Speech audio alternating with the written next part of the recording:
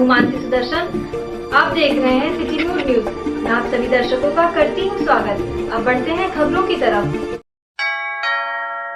अयोध्या की रहने वाली दुष्कर्म पीड़िता को न्याय दिलाने के लिए अयोध्या की बिटिया न्याय संघर्ष समिति के बैनर तले कई संगठनों ने शहर के तिकोनिया पार्क में प्रदर्शन कर अपना आक्रोश व्यक्त किया।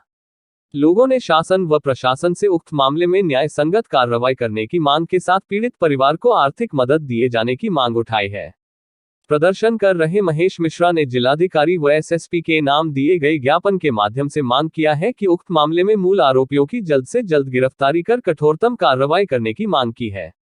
तो वहीं मनीष पांडे ने कहा कि अयोध्या जैसी धर्मनगरी में जो अधर्म हुआ है उसकी जितनी निंदा की जाए कम है। पीड़ित बालिका को न्याय दिलाने के लिए हर स्तर पर संघर्ष करेंगे। उन्होंने कहा कि उक्त मामले में मूल आरोपियों के खिलाफ सख्त कार्रवाई कर कठोर दंड मिले। 5 वर्ष की मासूम बिटिया के साथ जिस तरीके से जघन्य अपराध किया गया है, जघन्य अपराध कहने में भी रेप कहने में शब्द शर्म आती है। बिटिया चिल्ला कर धीरे अपने बयान दे रही है, कहती खुलकर कहती कि 3 व्यक्ति थे। अभी डॉक्टरी जांच में भी ये स्पष्ट हो गया है कि 1 से अधिक व्यक्ति थे, 1 व्यक्ति नहीं। लेकिन प्रशासन, यहाँ की प्रशासन जो उसको एक व्यक्ति कर ज़बरदस्ती मामले को दबा रही है।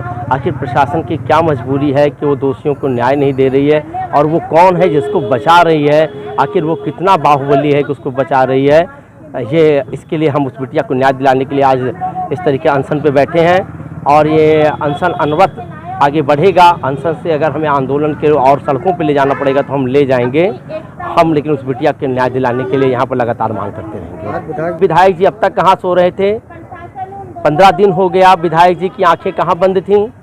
देखिए, मैं नाम तो नहीं लूँगा, लेकिन अब तक ये कहा जा रहा था, ये बातें हो रही थी कि कहीं ना कहीं प्रशासन और शासन के कुछ लोग इन्वॉल्व हैं जो उस अपराधी को बचाने के लिए प्रेशर डाल रहे हैं।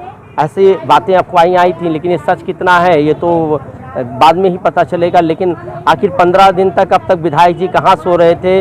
वो यहाँ के प्रतिनिधि वोट मांगना था तो घर घर जा रहे थे, और उस बिटिया का, छोटी सी मासूम बिटिया का, 5 वर्ष की बिटिया का रेप हो जाता तो उसके बाद वो 15 दिन तक किस कूप भवन में चले गए थे, समझ नहीं आ रहा है। अगर आप आंदोलन को आगे बढ़ाएंगे स्टेप बाय स्टेप, ज्ञापन के बाद हम सड़कों पर उतरेंगे, और अगर आवश्यकता पड़ी, अगर हम चिन्हित करने में सफल हुए कि कौन आरोपी है, तो आरोपी को हम स्वयं दंड कर देंगे। एक महिला और समर्थन है, जितने लोग इस बात को आगे ले जाएं, जितने लोग आगे आएं, हर व्यक्ति को, हर वो मासूम बिटिया के लिए, आज उस बिटिया के साथ हुआ, कल हमारी बिटिया का साथ हो, ये घटना हो सकती है और होगी। अगर कड़ा दंड नहीं मिलता है तो मैं सराहना करता हूं अर्चना का कि जो इस तरीके से बैठी है, मैं उसका समर्थन करता हूं। अभी तो हम शासन से भी ये मांग कर रहे हैं, शासन से ये मांग कर रहे हैं कि बिटिया को न्याय जो है उसके परिवार को कम से कम 50 लाख का आर्थिक सहायता प्रदान करें। बहुत गरीब परिवार है, उसके घर में किसी न किसी को नौकरी दें, और उस बिटिया को आज से लेकर जब तक वो वयस्क या स्वावलंबी ना हो जाए, उस बिटिया का पूरा संरक्षण, पालन पोषण, शिक्षा दीक्षा की सारी जिम्मेदारी सरकार ले। ऐसी मांग हमारी।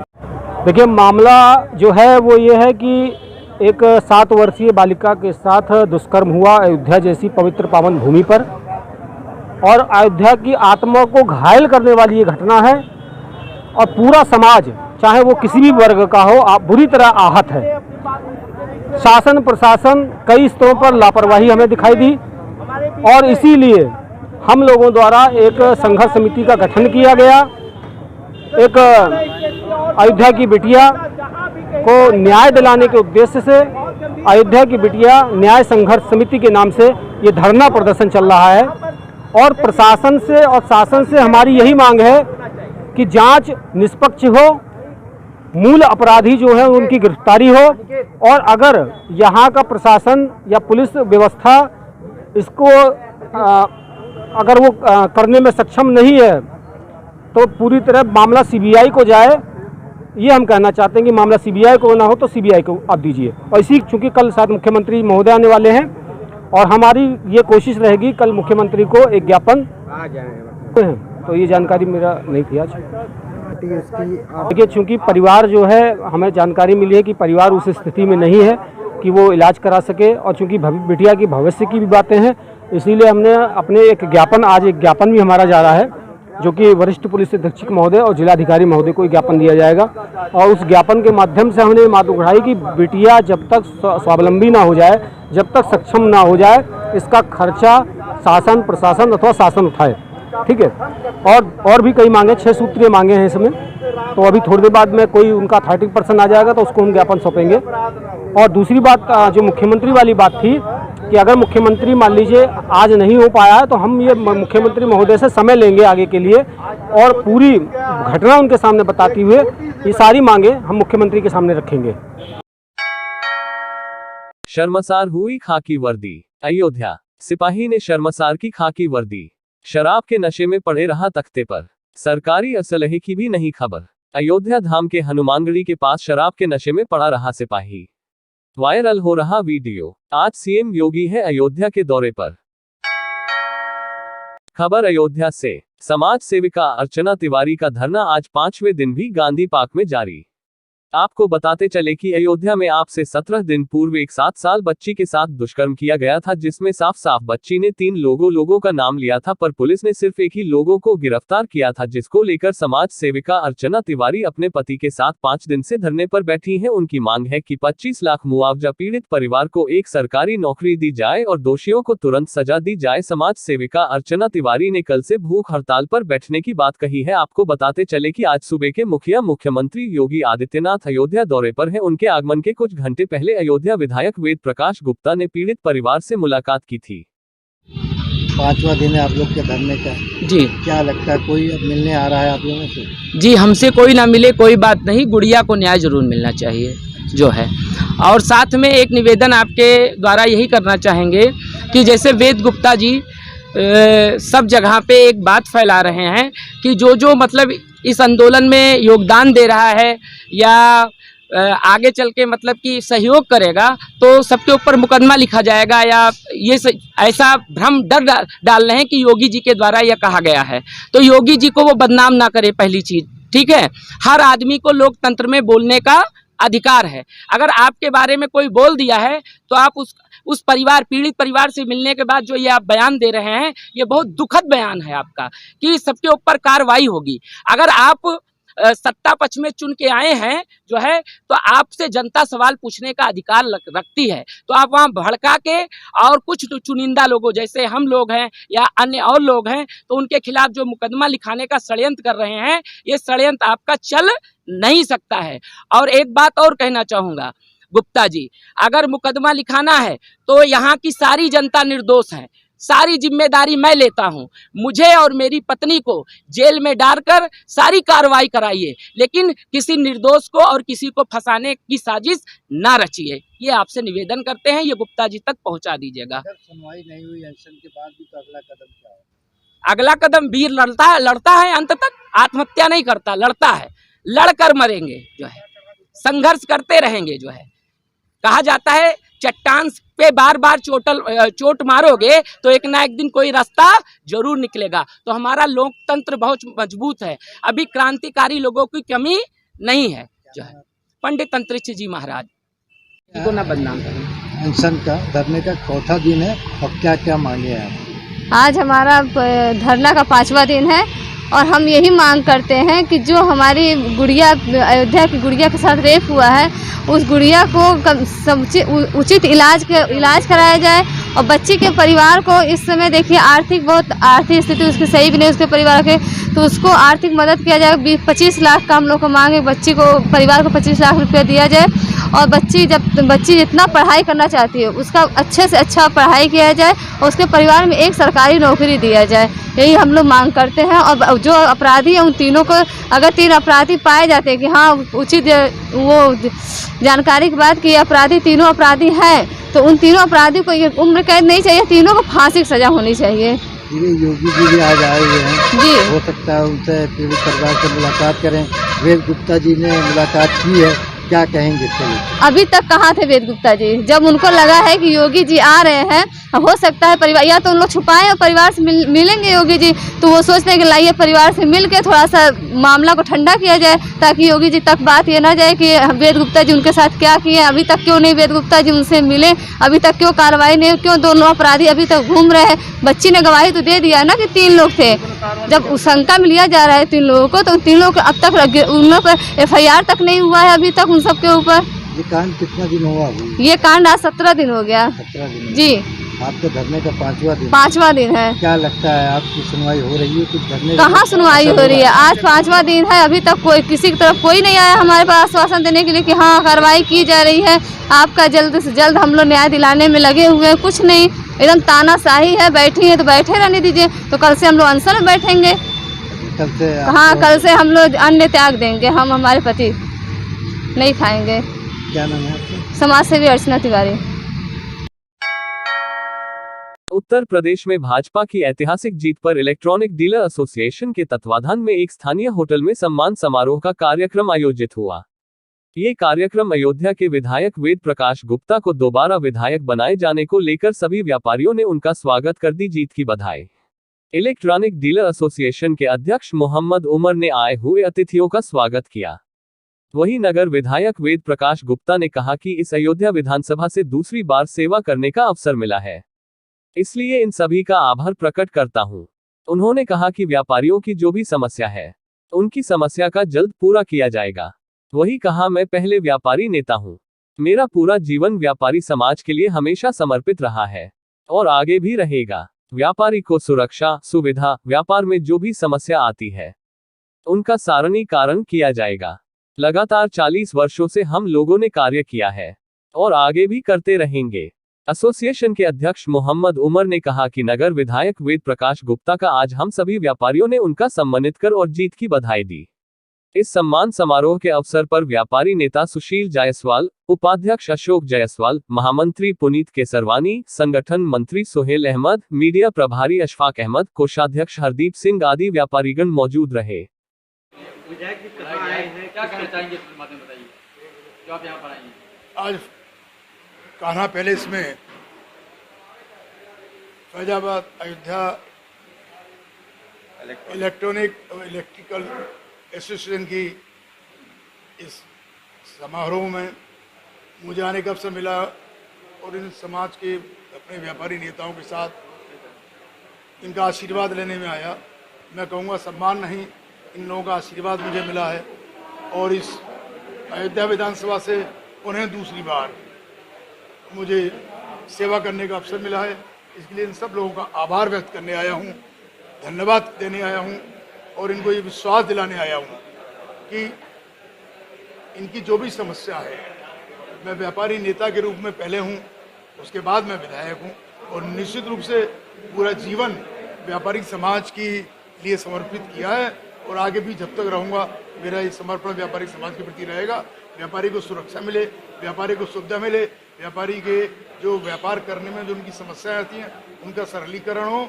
लगातार इस पर 40 वर्षों से हम लोगों ने काम किया है और आगे भी करते रहेंगे। और हमारी ये सरकार, माननीय योगी जी की सरकार, जो समर्पित है जनता के लिए, समाज के लिए, निश्चित रूप से व्यापारियों को सुरक्षा मिल रही है, 24 घंटे बिजली मिल रही है और वो सब व्यवस्थाएं, एक वातावरण, एक अच्छा वातावरण भी है कि माननीय विधायक जी जो प्रचंड बहुमत से उनकी जीत हुई है उनको सम्मानित करना और कुछ समस्याएं थी हमारी इलेक्ट्रॉनिक डीलर एसोसिएशन की जो उनके सम्मुख रखी गई हैं, शासन और प्रशासन से उन समस्याओं का हम समाधान चाहते हैं।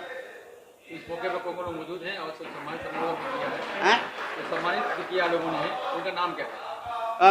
श्री वेद प्रकाश गुप्ता जी हमारे नगर विधायक हैं जिनको सम्मानित किया है। हमारी एसोसिएशन के जितने भी मेंबर सम्मानित मेंबर हैं सबने क्रमवार उनको सम्मानित किया। ये वास्तव में हमारे जो विधायक हैं, नगर विधायक, बड़े सरल और बड़े अच्छे और सभी के काम आने वाले, गरीबों के मसीहा, गरीबों के हमदर्द यानी के हैं।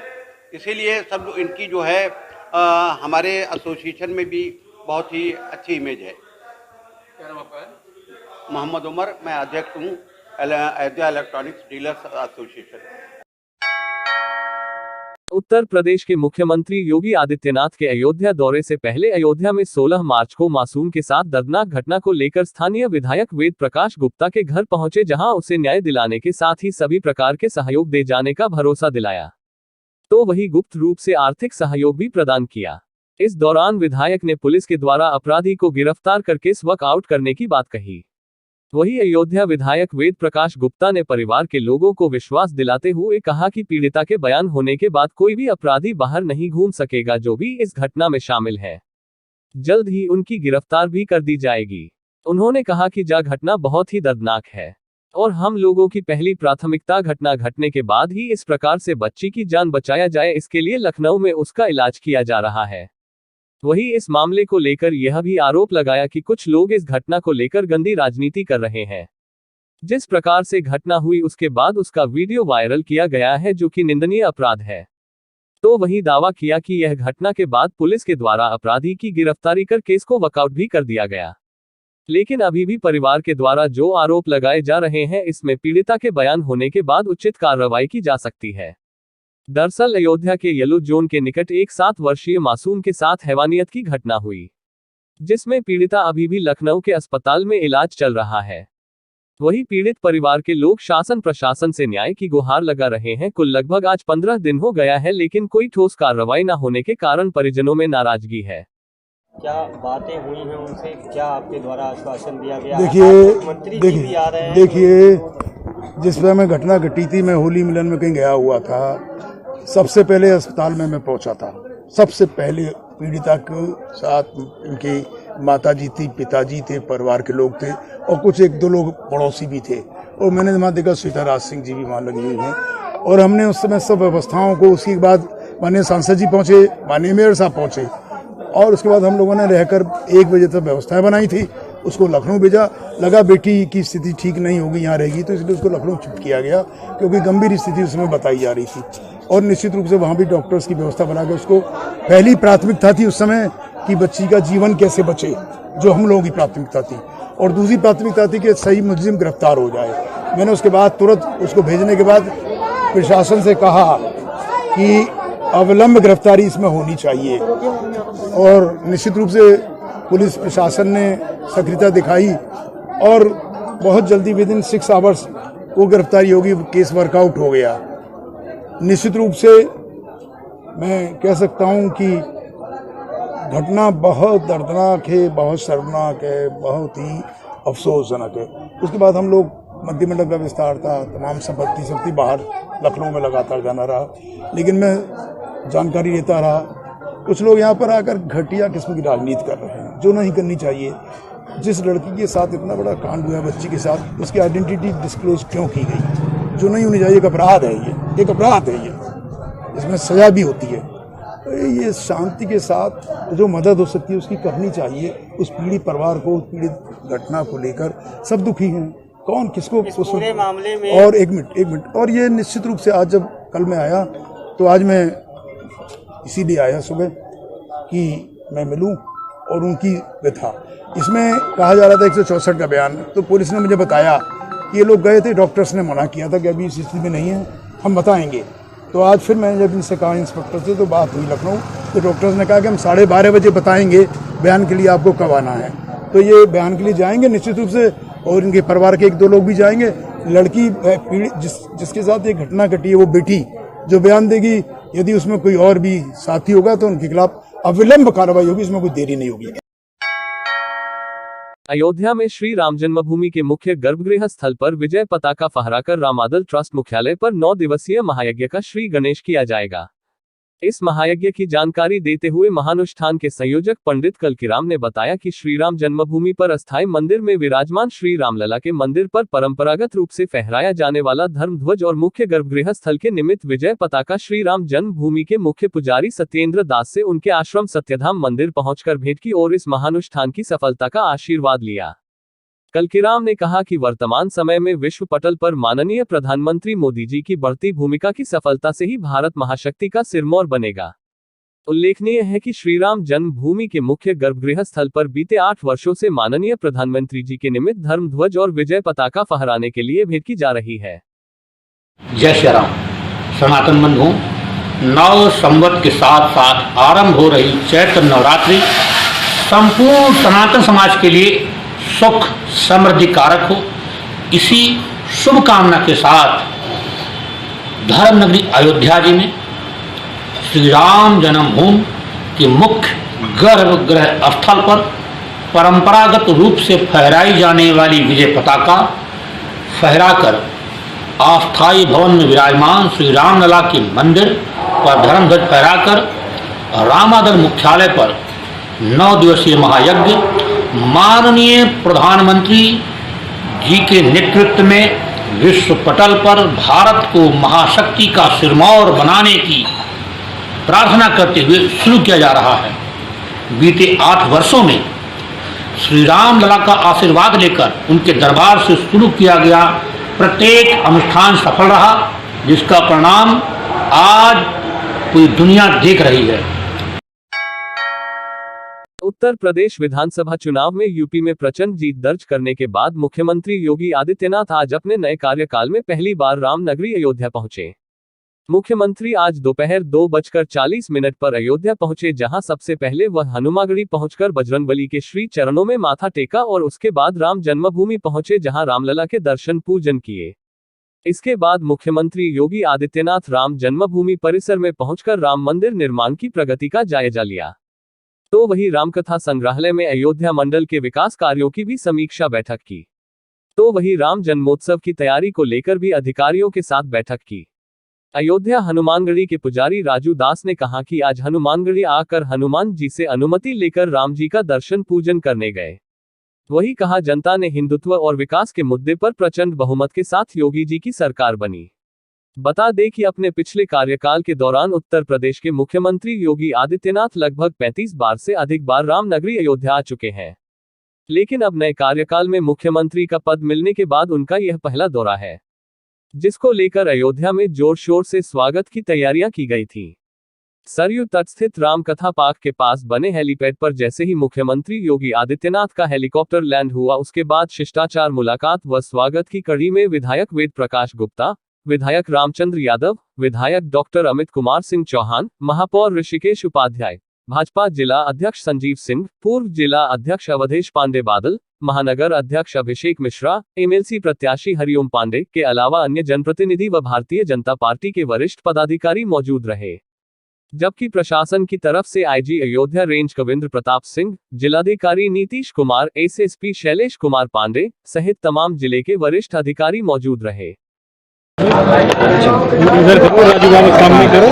पहले तो उत्तर प्रदेश के आम जनमानस को साधुवाद, जिन्होंने भाई भतीजावाद, आतंकवाद और जातिवाद को दूर करके सनातन धर्म, संस्कृति और हिंदुत्व के और विकास को लेकर वोट किया, जिसका परिणाम स्वरूप है प्रचंड बहुमत के साथ योगी जी की सरकार बनी। आज योगी जी हनुमानगढ़ी दर्शन पूजन किए। कहा जाता है राम द्वारे तुम रखवारे होत ना गया बिन पैसारे। हनुमान जी महाराज से अनुमति लेकर राम जी के पास दर्शन करने गए। इसके बाद वो समीक्षा कार्य की बैठक लेंगे। उसके बाद रामकोट की परिक्रमा है, उसमें हरी झंडी दिखाकर शुभारंभ करेंगे। राम की कोट की परिक्रमा इसके नाते है क्योंकि भारतीय नववर्ष के पूर्व संध्या पर रामकोट की परिक्रमा साधु संत करते हैं और योगी जी से हम लोग अपेक्षा करते हैं कि जिस प्रकार से अयोध्या में भव्य दिव्य राम जन्मभूमि मंदिर निर्माण कार्य चल रहा है, उसी प्रकार विकास के साथ साथ मथुरा में भी भगवान कृष्ण की जन्मभूमि बने। जिनके सपने में भगवान कृष्ण आते थे उनको ध्वस्त कर दिया, जिनके सपने में नहीं आते हैं, जिनको भगवान कृष्ण कहते थे कि हाँ मंदिर बनाओ, अब वो मंदिर बनावे। इसके साथ बाबा विश्वनाथ का भव्य दिव्य मंदिर बने, ये भी अपेक्षा, ये भी कामना। जय। आज के लिए बस इतना ही। कल फिर मिलेंगे इसी समय इसी चैनल पर। अब हमें दीजिए इजाजत। नमस्कार।